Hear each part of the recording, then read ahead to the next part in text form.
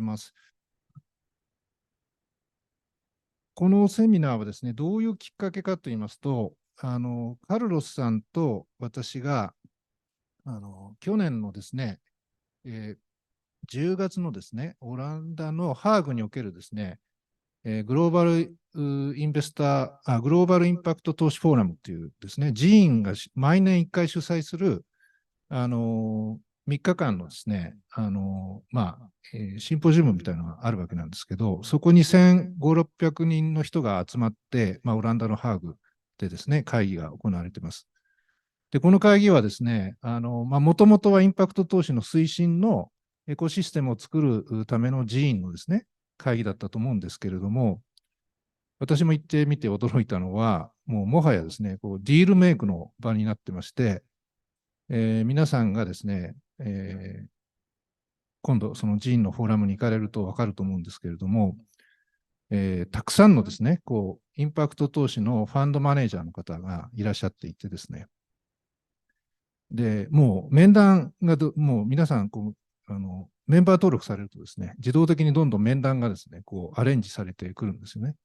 で、彼らは、私は社会変革推進財団というところに、パートタイムで仕事してるわけなんですけれども、このファウンデーションって書いてあるとですね、間違ってですね、巨額の資金をこのファウンデーションが持っているというふうに勘違いされてですね、世界中のファンドマネージャーの方が私にアポイントを申し込んでくるということになるんですね。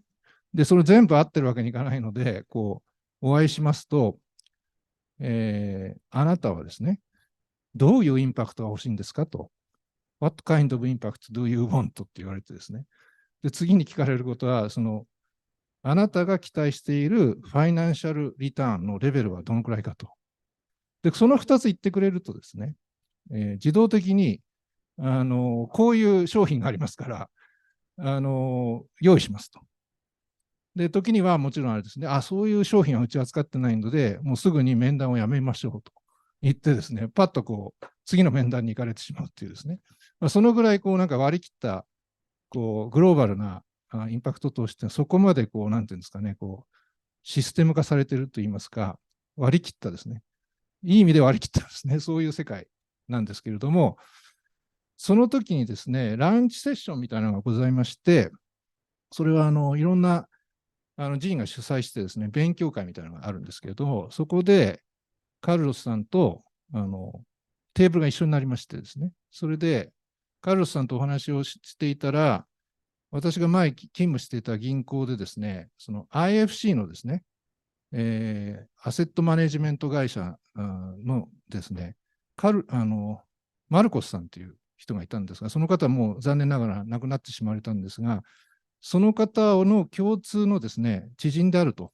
いうことが分かりました。カルロスさんは元 IFC で長く勤務されてですね、IFC はもう皆さんご存知の通り、世界銀行グループのですね、機関ですけれども、当たり前のようにですね、もうすべてのオペレーションでインパクトを追求することが IFC の業務になってますので、IFC に行くとですね、もうインパクト投資って当たり前のことなんですけれども、そういうことを長くされた後に、このパラディウムっていうところに移ったという話があってですね、それで、このカルロスさんからはですね、先日、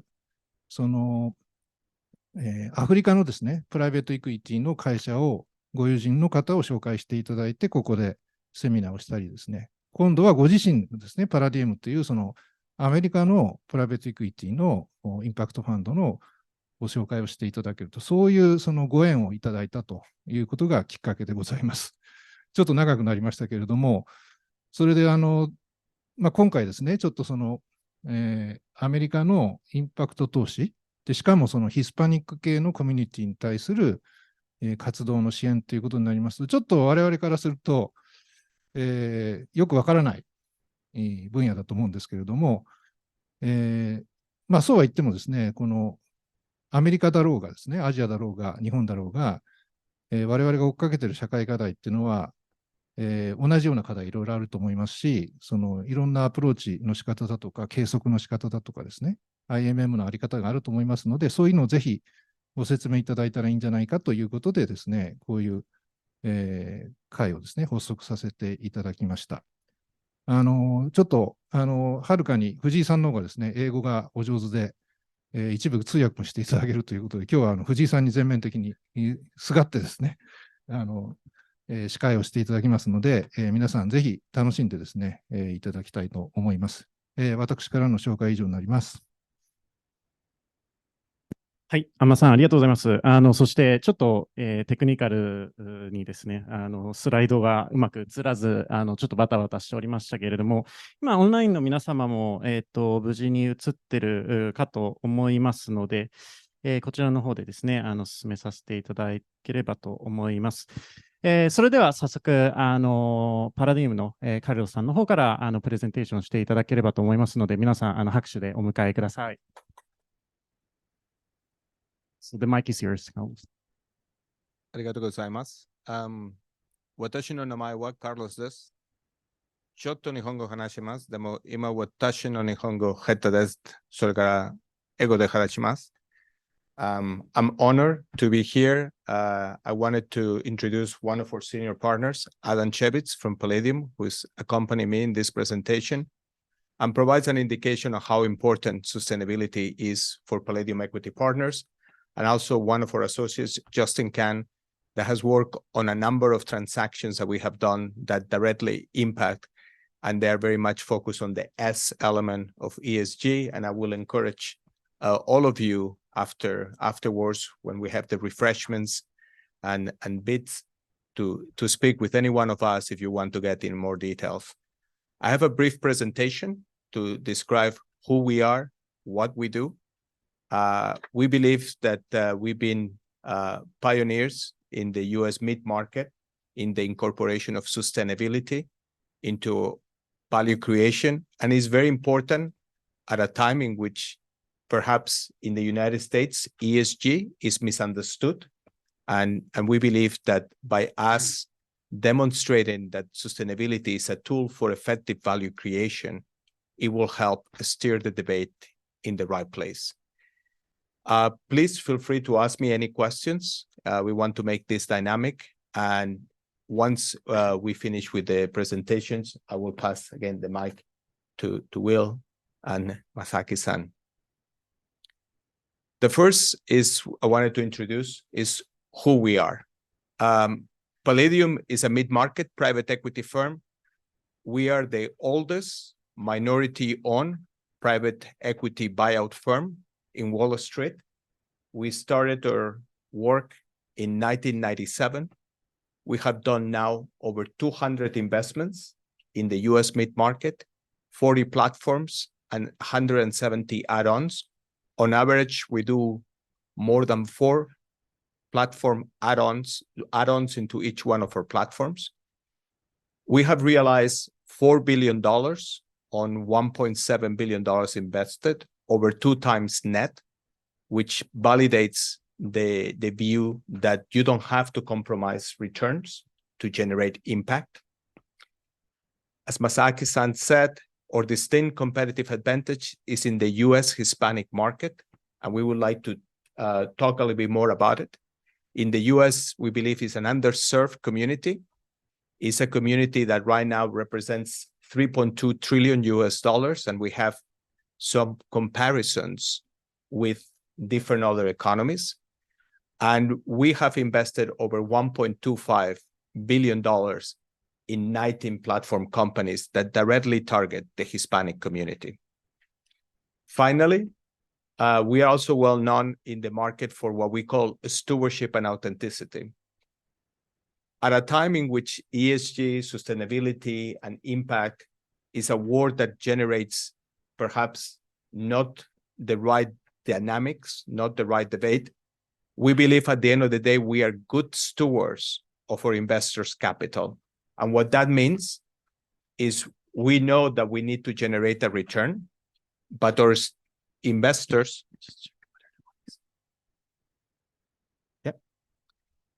our investors care on how we do it. And that care is what we call stewardship, that they care that we do it in a manner that is consistent with the values and is consistent with the stakeholders, the workers, and the communities in which we invest. Moving to the next slide. Our typical investments have one of these three characteristics. They touch on the Hispanic market. They are founder or family-owned transitions. And they are in markets that are fragmented, and they create opportunities for us to consolidate that market and create economies of scale. Overall, we need, in order for us to invest our capital, any investment has to have at a minimum one of these three characteristics, but ideally the three of them. And what we see increasingly is that we're doing investments in business that touch on the Hispanic market with family founder-owned and in markets that are fragmented. So we touch the all three. Going to the next slide. Sustainability has been integral to our history, our mission, and our investments. We are members of a number of forums, the UNPRI, the Global Impact Investment Network, where I had the pleasure to reconnect it, Masake-san. And then we are one of the few non-impact exclusive asset managers that have been receiving the coveted B Corporation status. So we follow very, very, very strongly the principles that these organizations that we are signatories on have embedded into the investment community. On top of that, we have a number of community partnerships that you can see in here with a number of key minority groups and stakeholder groups in the United States. The 30% coalition that sponsors at least 30% minorities in your business, the Toigo Foundation that has been working to foster minorities within the investment community, the New America Alliance, and others that encourage minorities to be an active member of private equity. 63% of our employees are minorities or females, second to none when you look at firms in the private equity space in the United States. 43% of our board members are either minority or females, and we have a very strong commitment to have 30% female and 30% diverse directors in each of our portfolio companies. And this is not only for the sake of doing. We believe that our companies should represent the markets in which they operate. And we also believe that diversity of thought in our market leads to greater alpha. And therefore, that is the reason why we want that diversity of thought and opinion, both in our boards, but also in the management of our portfolio companies. Well over 66% of our investments are in companies that produce products or services that help narrow the economic divide. For us, social income inequality, financial inclusion are key elements of our investments. We operate in the mid-market, and therefore, unlike an infrastructure fund that can and is able to invest in renewables, our investments are more focused on the social, although evidently we look at the E in each of our portfolio companies. But our drive, our expertise has consistently been, and our thought leadership has been on the S. Moving on, this is one of the graphs that we feel more passionate about it and indicates the nature and the opportunity to invest in social impact in underserved communities. When you look at this graph, and this is based on data that came from the US Census of 2020, what you see on the horizontal axis is GDP per capita, vertical axis is GDP growth. The size of each of the circles is the size of the economies of that group. So the US Hispanic economy, this is Hispanics only in the United States. We don't consider anyone, for instance, living in Central or South America. The size of that economy is nearly 2.8 trillion US dollars. That 2.8 trillion US dollars is greater than the GDP of nations such as the United Kingdom, France, and others. And it's not only the size of the economy, which will be the 5th largest in the world.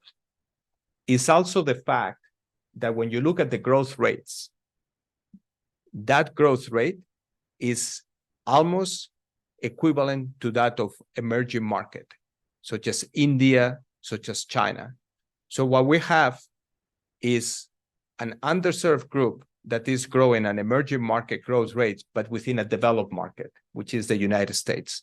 So we're able to avoid the macro fluctuations or some of regulatory challenges that some emerging markets economy experience.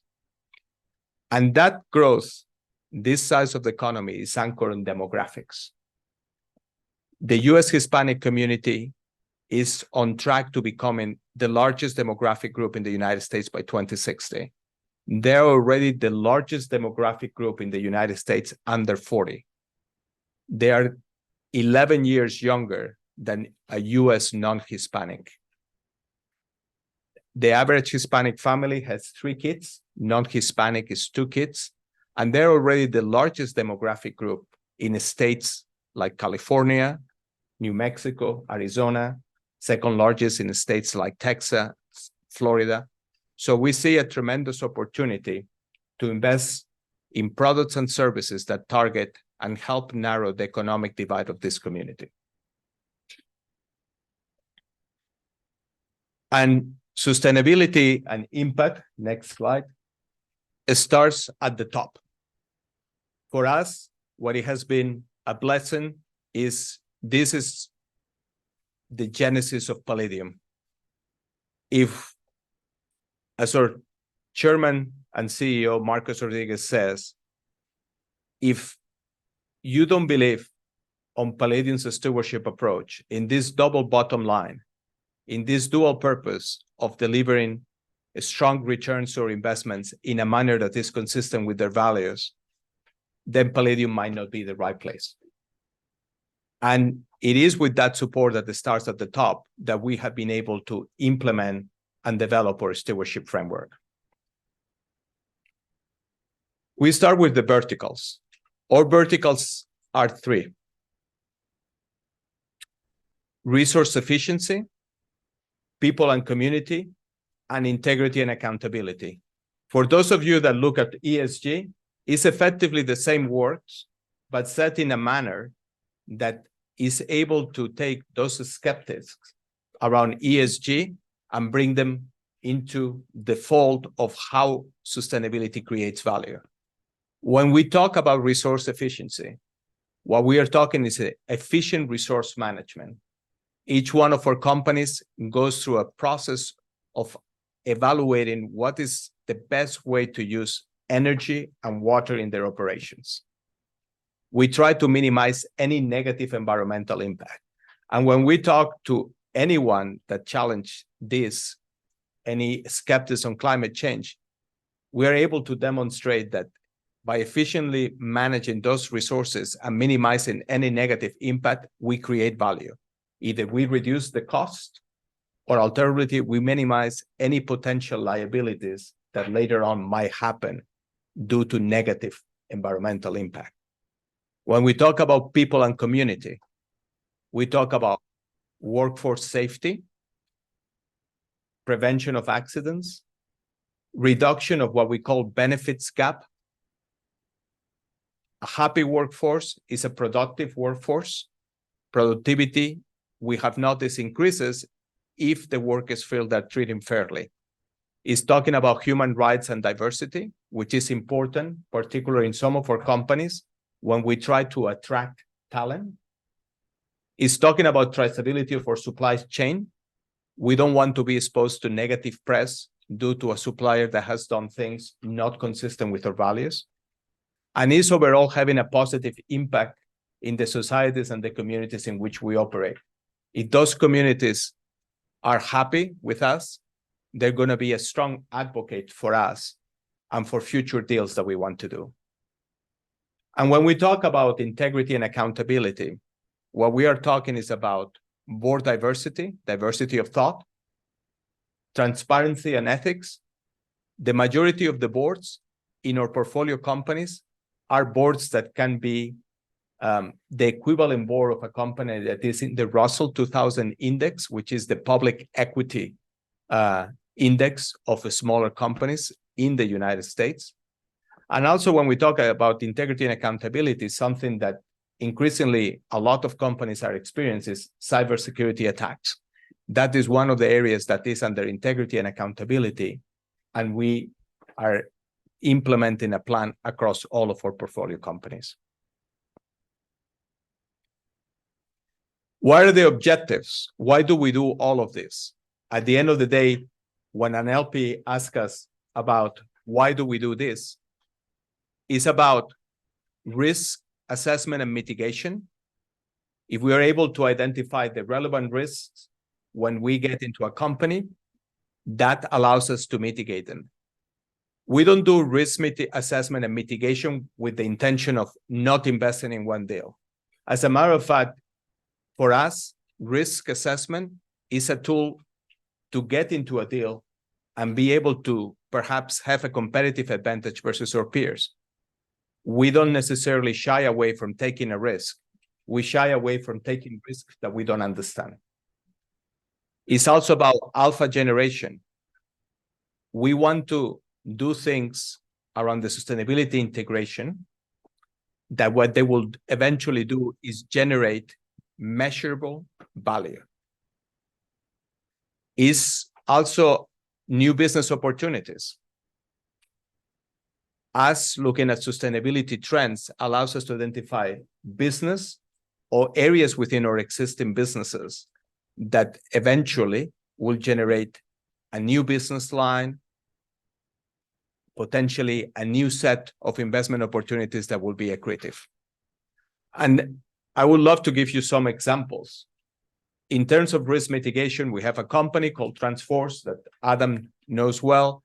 It's a company that operates in the transportation system. Transport in general is a business that is prone to workers' injury. We have evaluated and benchmarked those sort of workers' injuries against best in class, and we have developed a plan that reduces those worker injuries. The reduction of the worker injuries result in less days lost from work, which at the end of the day had the positive impact of $1 million that came the savings that we experienced. When we talk about alpha generation, two of our companies that operate in the manufacturing space, Del Real Foods, which is one of the largest producer of tamales and pupusas, is a typical ethnic food. Some of you will know them well. And we produce 90 million of tamales and pupusas. Imagine like a giant kitchen. A giant kitchen consumes a lot of energy. So in our manufacturing facility in California, we have done an energy assessment that allows us to implement a series of measures that reduce energy consumption by 16%. That 16% represents $500,000 of savings. Similarly, Acupac, which is a company that produces the product that goes into the healthcare, and cosmetics, the underlying product that goes into the containers, the creams and oils.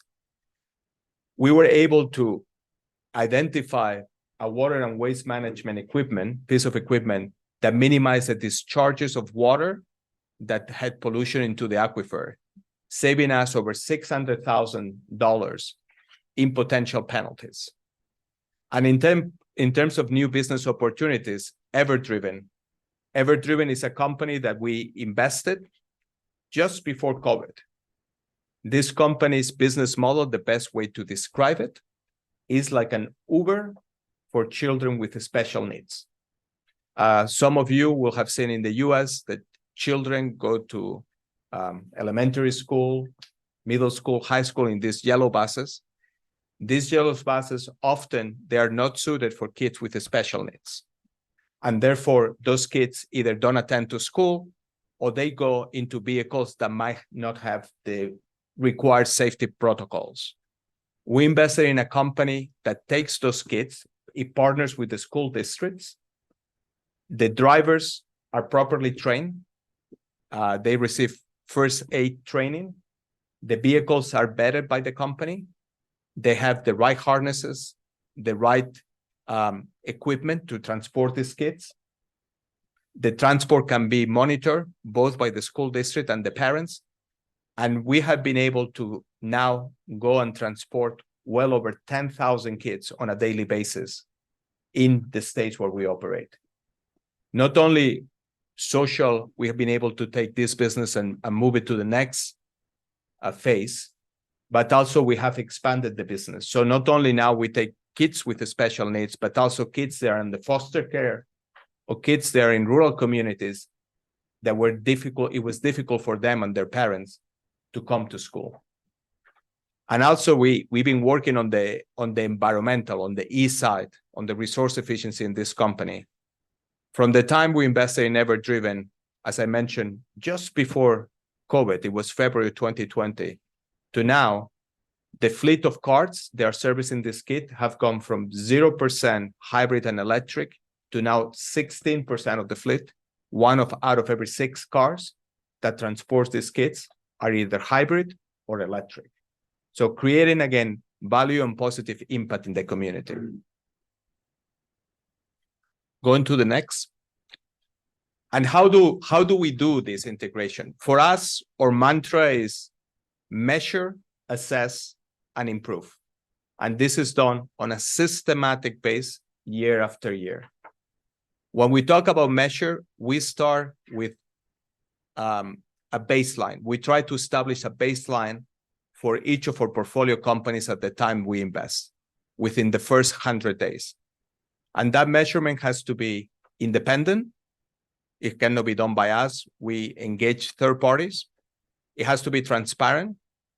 We have to be able to afterwards share it with our LPs and anyone else that we feel is a stakeholder in this investment. And also it has to be quantitative. Just simply saying this company touches on a specific SDG is not enough.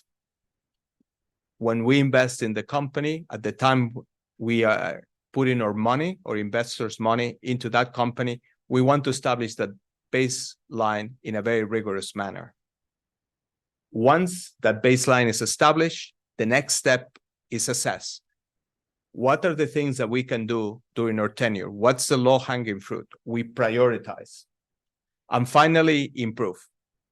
That continuous improvement, which I believe in here you call it Kaizen, continuous improvement. That's what we do year after year. We try to improve areas. It is a journey.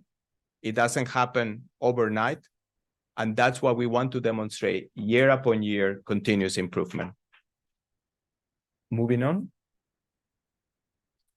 And also what we have done for our investment teams is create a roadmap. From the time we identify a deal to the exit. We call it in private equity, the circle of life from the cradle to the grave. So at each stage, the members of our investment team, anyone from an associate to the partners, look at this framework and they understand who's going to be doing what and what resources are available. At the time of deal origination, what we are doing, the purpose of sustainability is to identify new opportunities that will expand the deal flow, will allow us to invest in businesses that either do not exist or people are overlooking. It is a combination of the business development team and what we call the sustainability squad. I lead the sustainability squad within Palladium. We have is a multidisciplinary team that includes folks from compliance, folks from investor relations, from business development. So we work together in terms of identifying and helping the investment teams identify. And the resources, we have a database in which we input all the information that we are receiving. Also, at the time of deal origination, what we have done, and we will talk in a second about it, we have implemented artificial intelligence via a company called Data ESG that looks at public and semi-public information in order to ascertain whether a specific deal we are looking, how does it match within this SASB, now ISSB categories. Then at the time, the LOI, the expression of interest, when we are looking at deploying the capital, the purpose of sustainability is around alpha generation, is around risk assessment. Is there any red flags that we should be aware? How complex is going to be to tackle those areas? And that is useful for the investment teams at the time of finessing the proposal to the party or parties that we want to purchase the asset from. And then in there, what we have is the capacity to retain third-party advisors. Some of the ones that we work are well recognized in the industry, such as Malk or independent point advisors, and they're specifically focusing on ESG, on the ESG element. These are not the advisors that will do all the due diligence, but only due diligence around ESG, and they will give us that independent third-party assessment of what are the risks, but also what are the opportunities. We move them to the most interesting part, which is the whole period. And it will be in there where the bulk of the work will take place. We will be identifying specific KPIs. We will be formalizing how the SDGs map into that investment. We will be establishing a roadmap utilizing the SASB framework that will allow us to improve specific areas of that company. And then as we begin to do that, we will be creating the framework to understand what is the value that each of these actions creates and prioritize them. From top-level engagement with management, we will jointly design a plan to implement the prioritization. And then finally, on this particular area, what we do is the constant benchmarking and monitoring. We utilize third-party established frameworks, such as, for instance, EcoVadis, that measures companies around 4 models. And again, you will see in a second what the result of that is. And then we utilize Green Project Tech to measure our carbon footprint. Twice a year, they connect with each of our companies' systems, and they're able to calculate, to the extent possible, the greenhouse gas emissions, Scope 1, Scope 2, and often Scope 3. We have also developed our own proprietary measure, which is called the Palladium X Factor, PX Factor, that what it does is it takes a well-established economic principle, which is called the Gini coefficient. It's a measure of income inequality among countries, and takes that Gini coefficient and applies it to portfolio companies. So we measure what's the income inequality between the people that make the most money in a company and the lowest paid. And then we take measures in order to manage that gap. And we do that measure on a cash basis, on a total cash basis, and on a total compensation basis. Our management teams are incentivized via equity structures to deliver the greatest value. So we also acknowledge that the folks that deliver that value, they have to be compensated with equity. But that is not, we believe, is the right measure. So we complement it with the same protocol, the same calculation on a cash basis only. That takes the compensation to the people at the top on a cash basis and the people at the bottom. Finally, at the end, the sale. So what we believe is by us integrating sustainability, what we're doing is enhancing the number of potential buyers that can acquire our businesses. What we have done is by implementing this sustainability roadmap, we have identified and increased the buyer pool. And also we're able to quantify the impact on the basis of, are they willing to pay a premium for a business that has those qualities. And again, at the time of the exit, it's all hands on board. It's the deal teams, it's business development, the sustainability squad, and we work very closely with the specialized sales side advisors, investment banks that help us crystallize that narrative and that value. Again, this is something that every member of the Palladium workforce has seen. And this is something that they know at every stage of the deal cycle. What do they need to do, and how do they need to do it?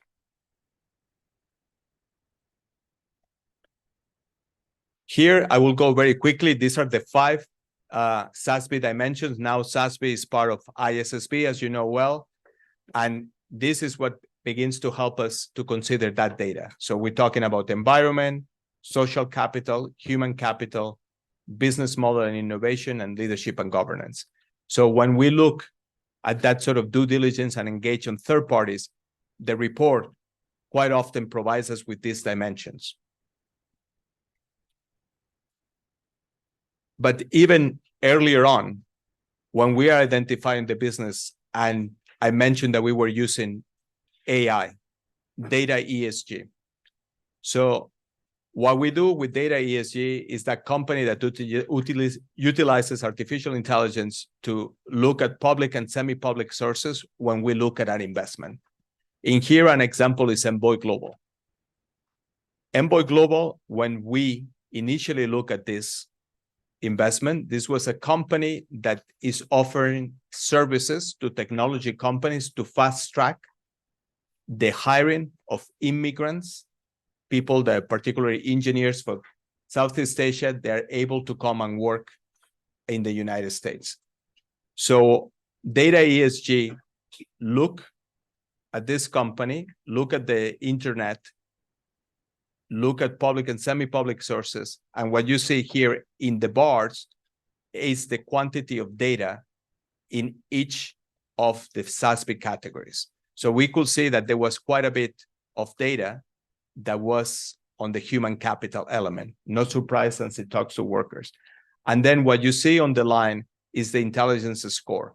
How far above we were in terms of the average score that the same type of companies have in each of the SASB dimensions. So we felt comfortable that in each of the categories, Envoy Global was ahead of the curve rather than behind. Going to the next. And then establishing that baseline during the whole period, this measuring, monitoring, and reporting that EcoVadis does. So EcoVadis is a third-party ratings, sustainability ratings company.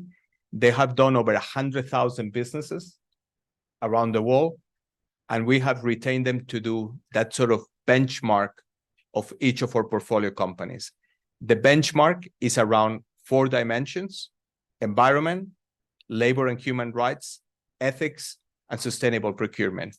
What you can see here is the score that Palladium had in last year's assessment.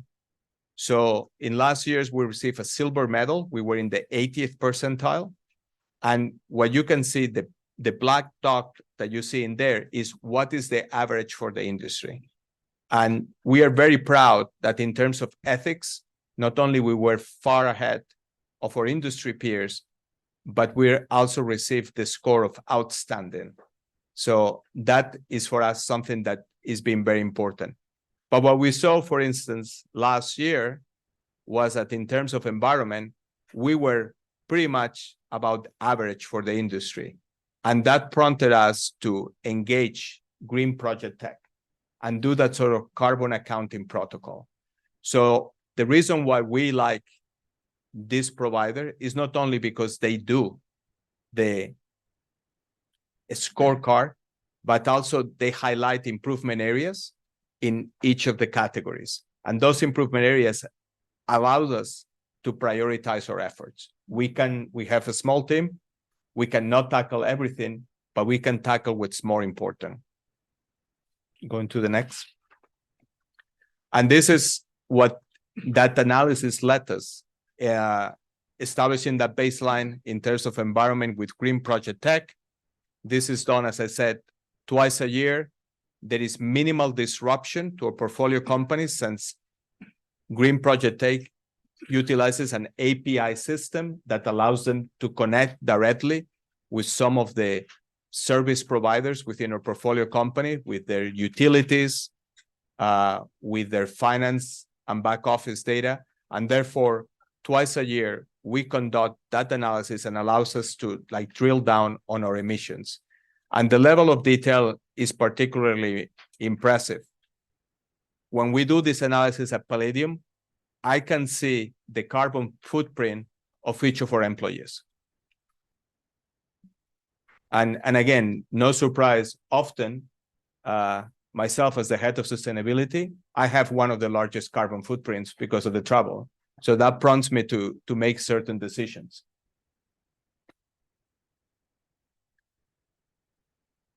And also, in terms of our reporting, one thing that we have done is try not to reinvent the wheel.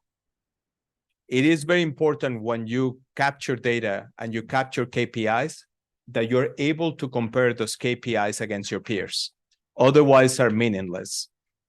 So one of the things that we did and we decided to do early on is to be signatories of the ILPA EDCI ESG Data Convergence Initiative protocol. This protocol is an attempt by the private equity industry on behalf of ILPA and some of the large private equity LPs, such as CalPERS and CalSTRS, to standardize ESG indicators across the board. At the moment, they have 6 categories: greenhouse gas emissions, renewable energy, work-related industries, net new hires, diversity, and employee engagement. These 6, they have subcategories along the environmental, social, and governance. They are increasing every year. There are discussions. We form part of those discussions to see whether there is additional indicators.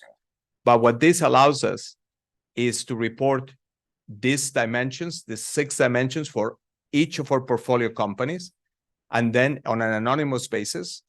And then we get a report that allows us to understand how each of our companies compares to their peers and how our overall portfolio compares to our peers in the industry, other GPs.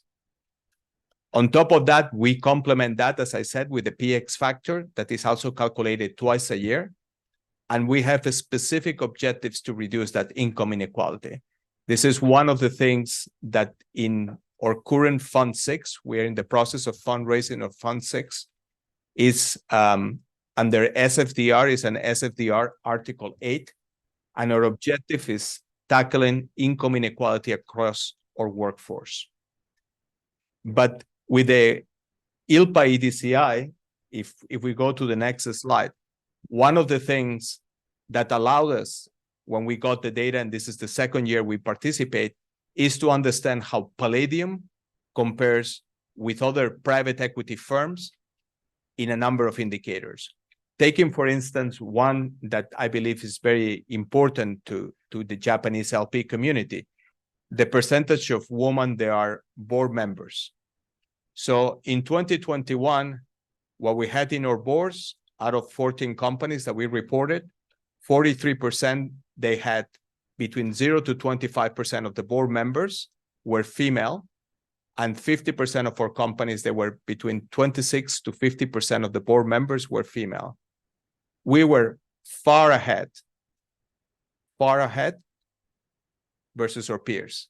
If you look for 2022, we are like 18 basis points ahead of our peers in the industry.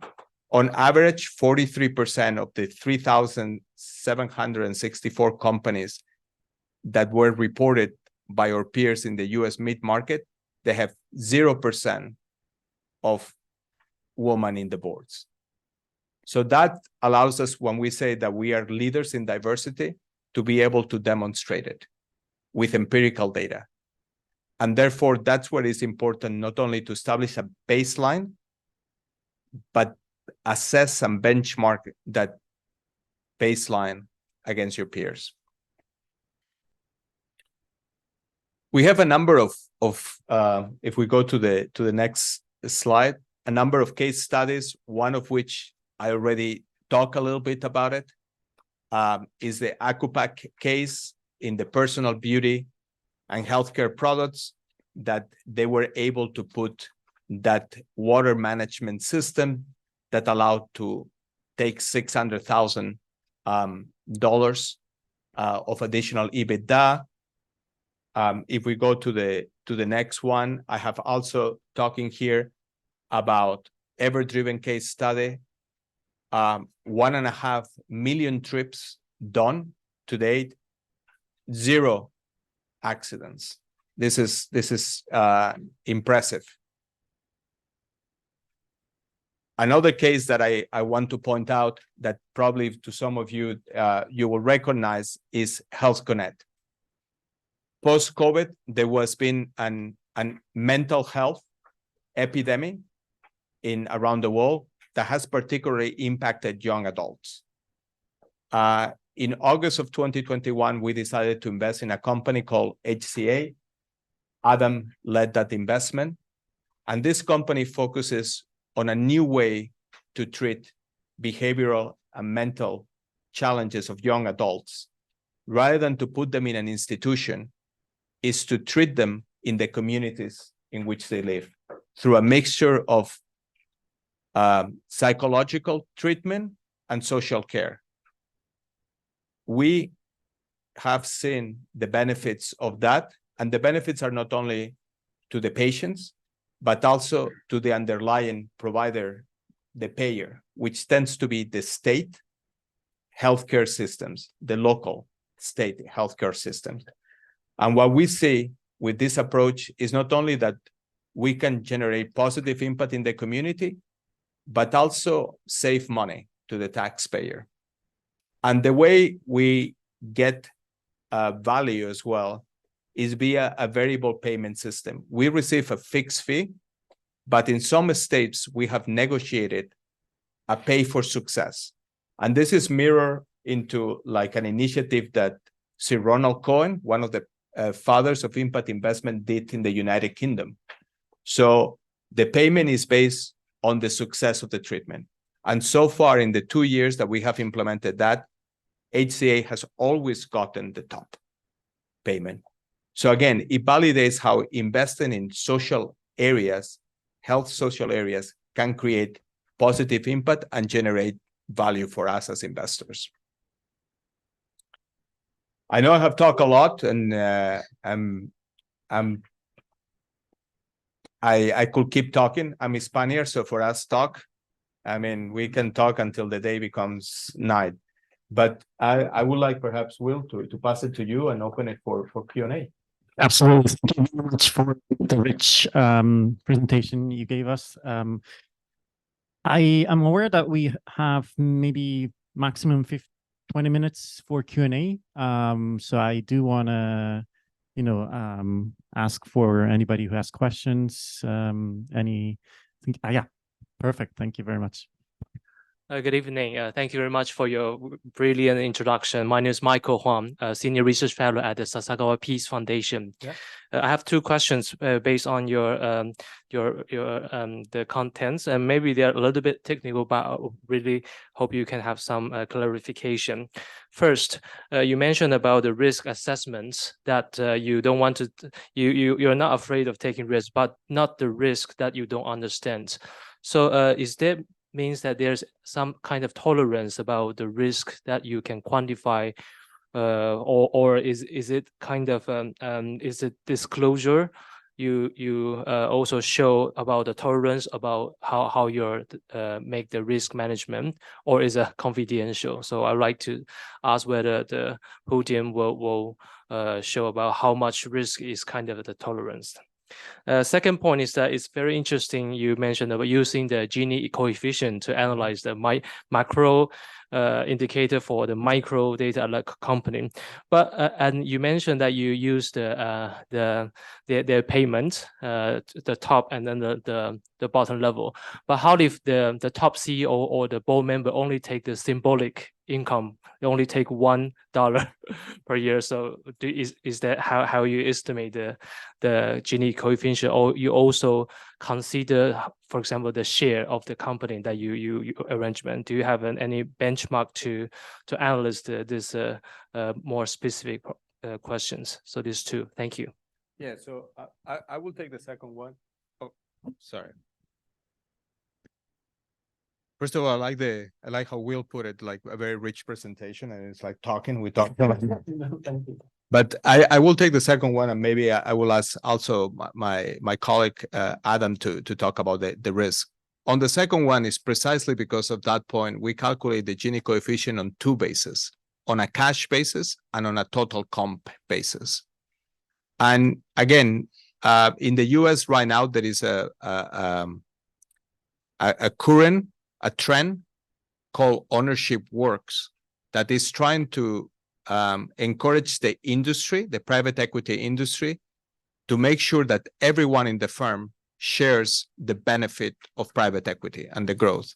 And we understand that, but also we use this expression, horses for courses. Not all the companies are the same. In the US, for instance, there is this thing called the 401k plan, which is a retirement plan that if an employee puts money, the employer matches. And quite often it's not utilized because people don't have the ability to save money. They need that money. So for us, by calculating the Gini coefficient on a cash basis and on a total comp basis, allows us to then design things that might work. In one of our companies, what we decided to do in order to address that gap was to make sure that everyone in the company receives shares. And therefore, if the company does well, everyone in the company, from the lowest paid employee to obviously the CEO, will do well. Now, your point is well taken. Do well is relative. The CEO will make quite a bit of money, but even the lowest paid person, if you have shares that can be equivalent to 1 year's salary or 2 years' salary, for that person, they're massive. In some other cases, the person doesn't want shares. They want something else. And what we try is to find different ways to manage that. And to then validate how successful we are, we combine the PX factor with the EMPS scores that measure employee satisfaction. And at the end of the day, that employee satisfaction translates in productivity, translates in a lower turnover. And at a time in which in the United States, in certain companies, getting labor or turnover or attracting labor is a challenge, that is how we portray as how we see as value creation. Insofar as the risk, Adam, do you want to? Sure. Thank you, Carlos. And I recognize I'm not on camera, but that's okay. That's probably to everyone's benefit. I am on camera. All right. So there you are. With regards to risk, do we have tolerance for risk? Yes. I mean, there's some level of tolerance for certain aspects of risk. We believe we're good stewards of capital. We believe that we're good stewards of the businesses. And we also, as Carlos had mentioned, we believe very firmly that if we can help change a company, and we can make it more valuable. And so I can think of a number of examples as you were going through your line of questioning. There are certain non-negotiables, and this could be around ethics, that we just won't proceed with a deal if there's questionable ethics, or if there's an acute prioritization of profits over safety of workers, those types of things. But if we see that there's there are changes in compliance that have resulted in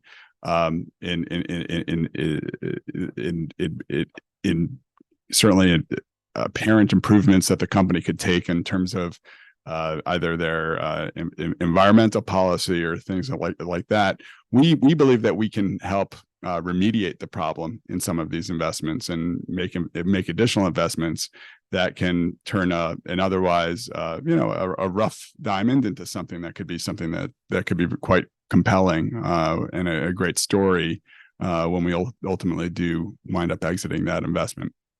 So hopefully that was clear. Thank you very much.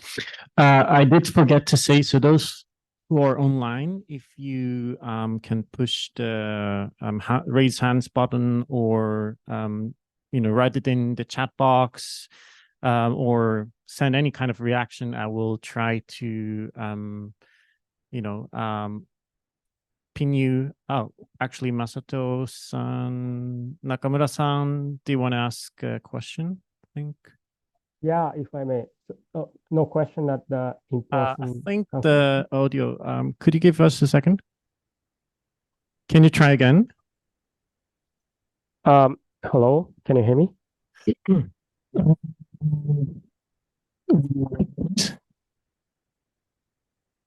Hello, can you hear me now? Or maybe I can try. I think we can hear you all right. Let me Carlos, answer the question. let me type here.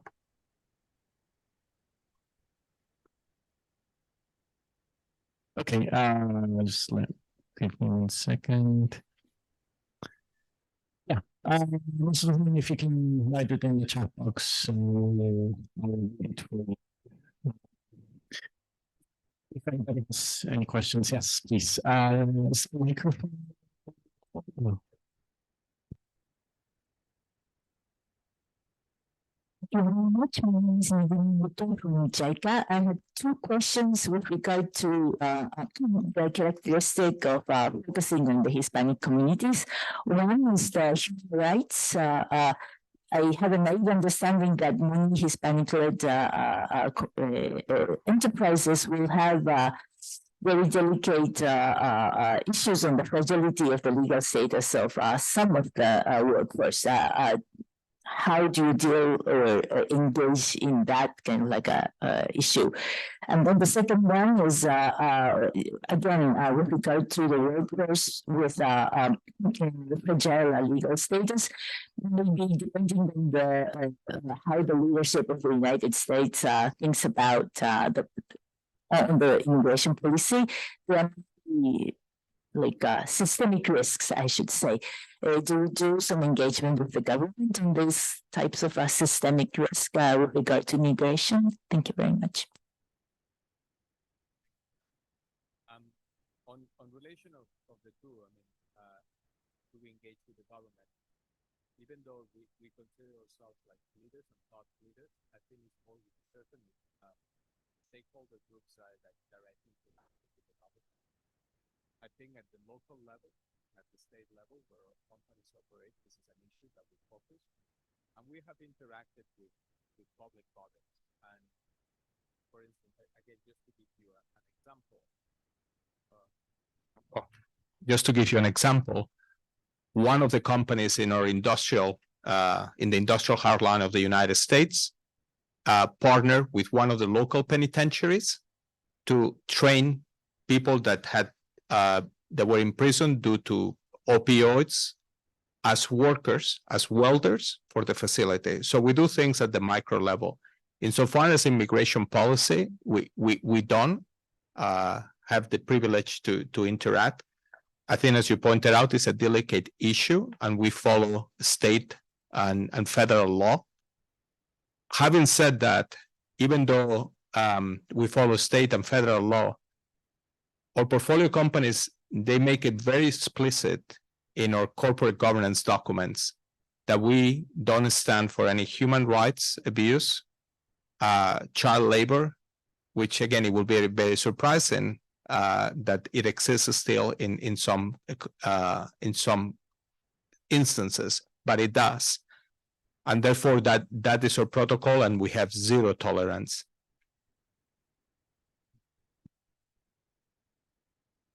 Yeah. So I just wanted to echo what Carlos said, and as we think about the U.S. Hispanic market, and regardless of the administration of the United States and what's happening there, what's driving the growth in this population is not immigration; it's birth rate. So that is the undercurrent, which is really driving the change that we're seeing today. So that's something that we've gotten questions over the course of the last 15 years. And I've been at Palladium for 18 years, that it's always the question, what's going to happen with the next administration? How are they going to treat the immigrant community? And, it is an important part. It is one of the reasons why the population of the United States is still growing. At the same time, it's also what's driving that growth is birth rate. Okay, very much. Just answering the questions. Okay. So we got another question from Masato-san. Thank you very much for walking us through the insightful sustainability ESG impact approach. This is the first time for me to hear about applying Gini coefficient to each portfolio company's compensation gap. And it's truly inspiring. So the question is, what drove you to do that? Was there any LP or stakeholders who would like you to do that? I think Adam will be better. So this is part of the ethos of the firm. We recognize we want to play our leadership role in this respect. This is something that our founder was deeply passionate about, was helping to solve this issue about the enormous income inequality that does exist. And we've seen, think about one company that was one of the earlier adopters of this. They were kind of the first mover within our own portfolio, is a company by the name of Chimera International. They're a multinational manufacturer of specialty materials. It's an industrial company, has about 1,000 employees at this point. But every single member of that's been at the company for over 6 months. After they go through the training, and you always have to assess whether they're going to be at the business for a while. After 6 months, they get a piece of paper that gives them a stake in the business.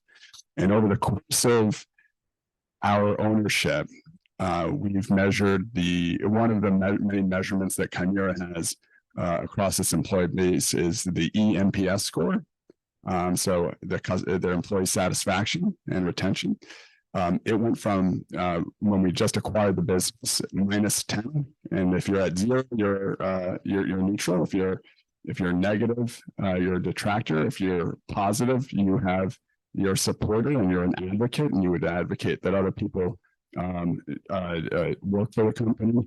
In the first year, we went from -10 to +9. In the second year, we went from +9 to 18. Now we're at 25. The goal is by 2025 that we'll be at +35. And this is, in a big portion of that is because of the PXF, introducing this incentive structure, having continual, and just people feel there's a source of pride that people have when they have a stake in their business. And it's not only a source of pride, it ultimately can deliver a very meaningful income event for them when we ultimately do sell. So it's very exciting to see. Follow-up question on this. I assume it might affect to hiring CEO management team for companies that you've invested. How would you convince capable management team to join your portfolio companies, even though you might potentially pay lower compensation to those management team?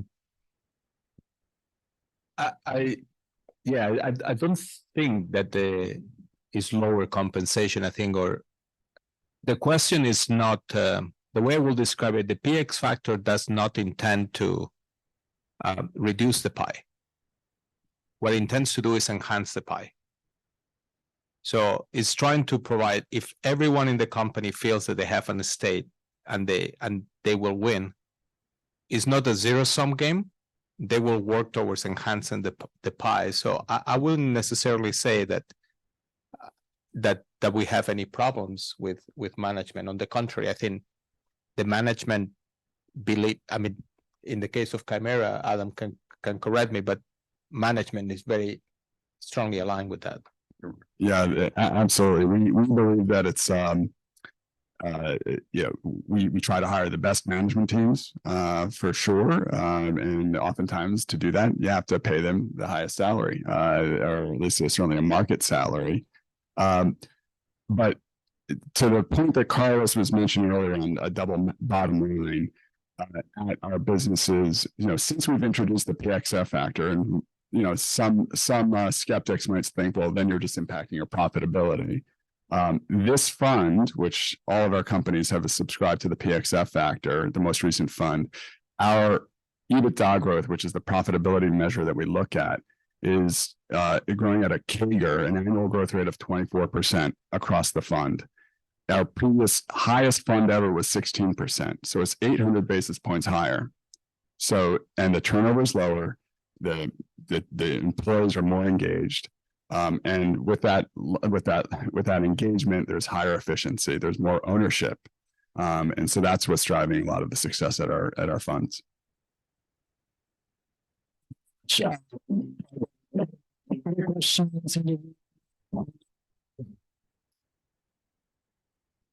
Assuming you might have too many to decide which one to go. Yes, please go ahead. Thank you very much. I'm very impressed by your approach to try to close the gap within the United States.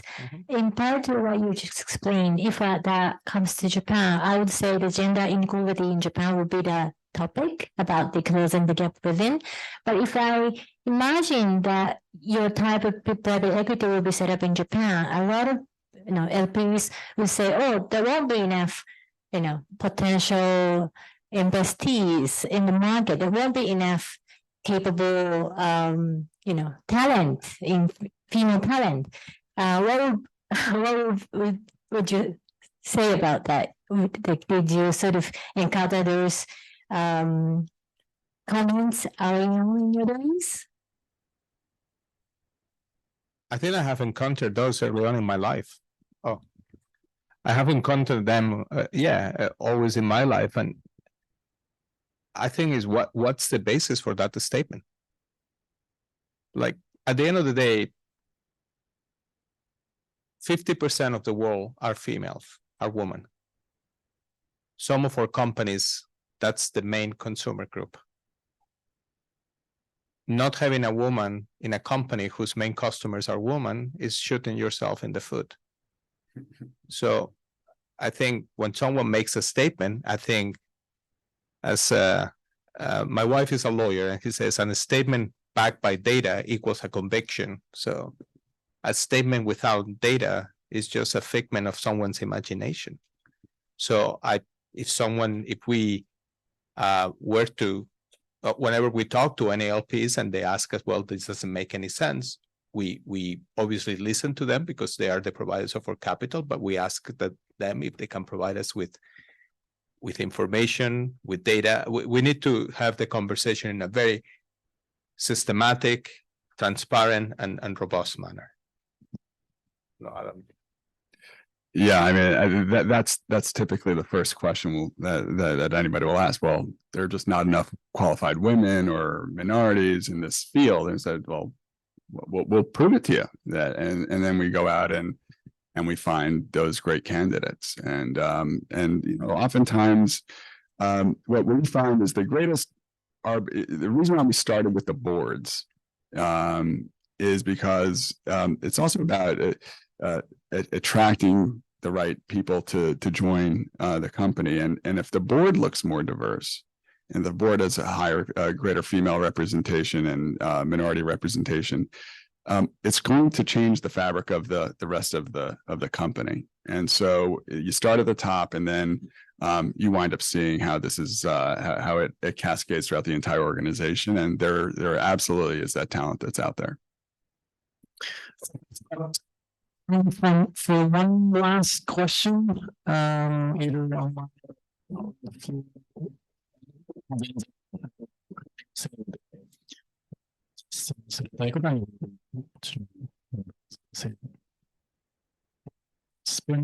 Yes, please. It's a short one. Let's take two. Yes. Thank you very much for the presentation. My name is Satoru from Japanese Green Invest Corporation for Carbon Neutrality. So I understood that there are three elements of sustainability. Simply do evaluate these three factors in an integrated manner. I mean, in other words, if you choose one of these three as the most important one, then you evaluate the other two factors as well, or you exclude the other two. For example, ACPAC. Yes. As a case study,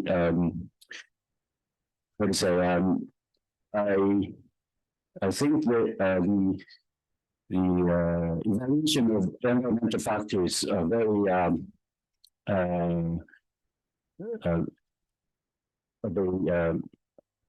very well. I mean, the other two factors impact on people and community, or impact on integrity and accountability as well, or not? So we do. That's the three verticals are in each of our business, but as you correctly point out, there will be businesses where one element might be more prominent. A company that consumes a lot of energy, the resource efficiency can be very important. However, I can tell you we have another company that is called Fora Financial that provides financial services for small, medium-sized businesses. Their scope 1 emissions is 0. That was the first time in my career I saw a company that has a scope 1 emissions of 0. And therefore, in that particular company, for that particular company that deals with financial data, integrity and accountability, particularly cybersecurity, is more important. So that expression that I said before, which I don't know whether it translates in Japanese, horses for courses. You need to apply the rigor across the three companies, but the efforts that across the three verticals, but the efforts, they will be deeper depending on each of the companies. Yes, take this question. This is Hiko Ida from Japan Post Investment. I have one quick question. I understand that you have a long track record, 27 years as a company, and maybe your strategy has changed from time to time, and maybe if you started from general,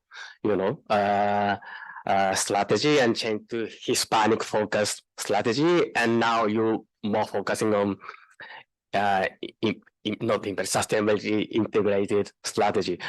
My question is, when you make transition to that, the most recent strategy, were there any opposition from your existing LPs? And some LPs, were there any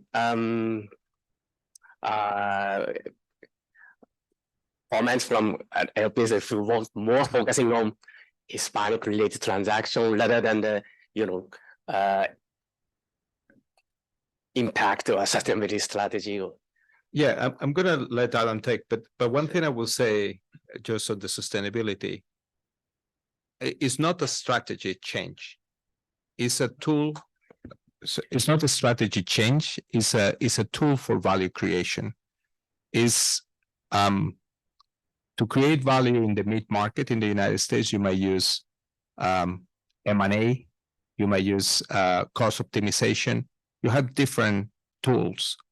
For us, sustainability is a tool to create value. We are not an impact exclusive fund.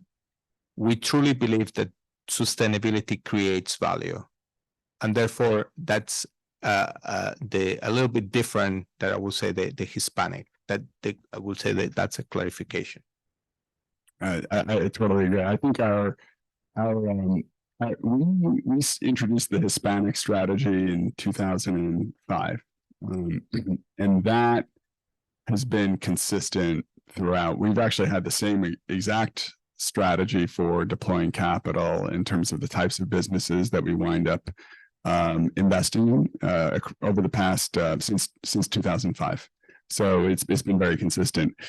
We've gotten better at certain things in terms of how do we create value across our portfolio. We've gotten better at doing add-on acquisitions. We've figured out how to accelerate family founder transitions and to help those businesses out.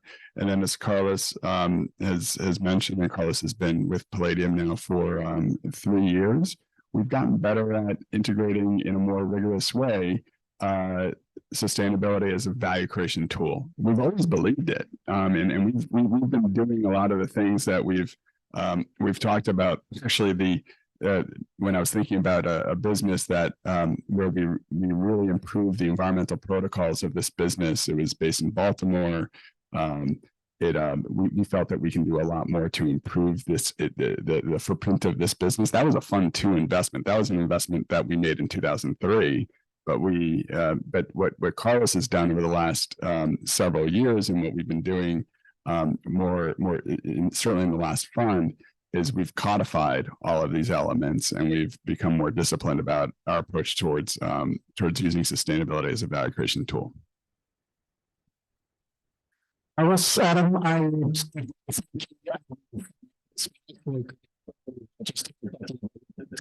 just so both of you, and actually the three of you being does a lot to us, and also shows your interest in the Japanese market, hopefully.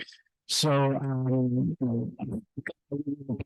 share your contacts through the participant list today.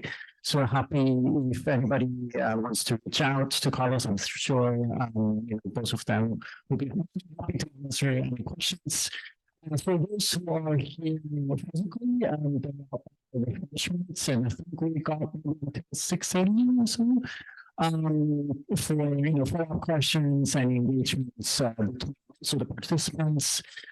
So I would like to invite you to give actually the big up today. Thank you so much.